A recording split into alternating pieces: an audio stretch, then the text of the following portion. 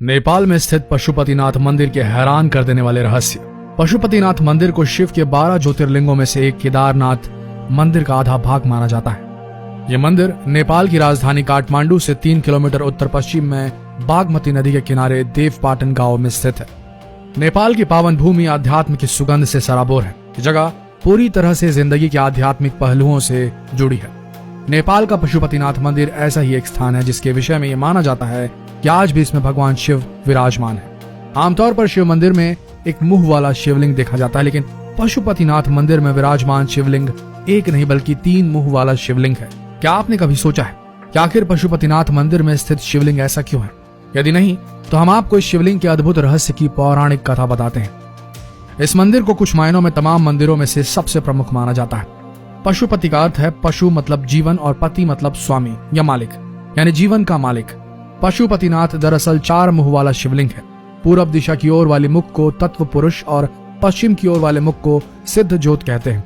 उत्तर दिशा की ओर देख रहा मुख वामदेव है तो दक्षिण दिशा वाले मुख को अघोर कहते हैं।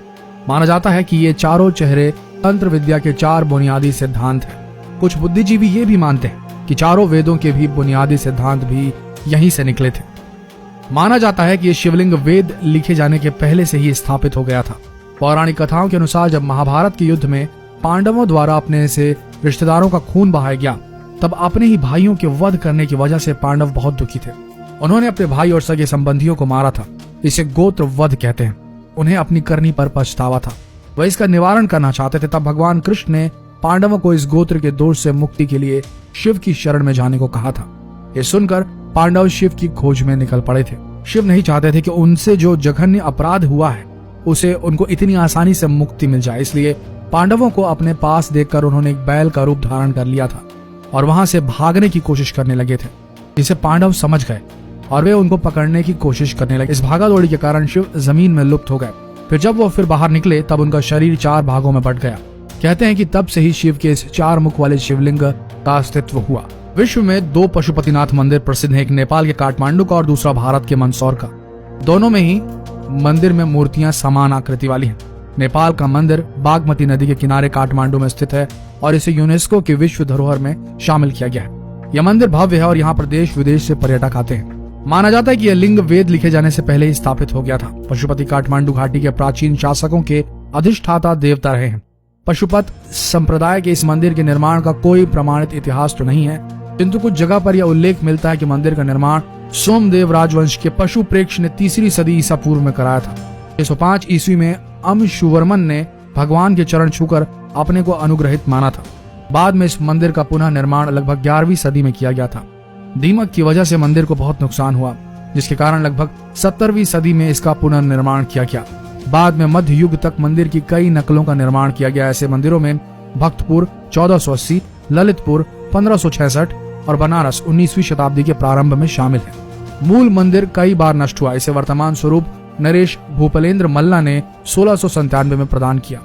अप्रैल 2015 में आए विनाशकारी भूकंप में पशुपतिनाथ मंदिर के विश्व विरासत स्थल की कुछ बाहरी इमारतें पूरी तरह नष्ट हो गई थी, जबकि पशुपतिनाथ का मुख्य मंदिर और मंदिर के गर्भगृह को किसी भी प्रकार की हानि नहीं हुई थी। पशुपतिनाथ मंदिर में भगवान की सेवा करने के लिए 1747 से ही नेपाल के राजाओं ने भारतीय ब्राह्मणों को आमंत्रित किया था। बाद में माल्ला राजवंश के एक राजा ने दक्षिण भारतीय ब्राह्मण को मंदिर का प्रधान पुरोहित नियुक्त कर दिया।